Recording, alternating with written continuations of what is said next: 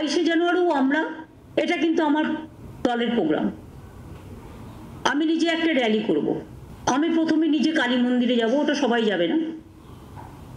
আমি মা কালীকে পুজো দিয়ে হাজরা থেকে সর্বধর্মের মানুষকে নিয়ে মিছিল করে পার্ক সার্কাস ময়দানে গিয়ে আমরা একটা মিটিং করব। মা কালীকে ছুঁয়ে মন্দির, মসজিদ, গুরুদ্বারা, ওখানে অনেক গির্জাও আছে, সবকিছুকে ছুঁয়ে সব ধর্মের মানুষকে নিয়ে আমরা একটা র্যালি করব। এবং আমি তৃণমূল কংগ্রেসের পক্ষ থেকে এই র্যালিটা করব। যারা শুভানুধ্যায়ী, যারা সাধারণ মানুষ, তারাও আসতে পারেন সংহতি মিছিলে।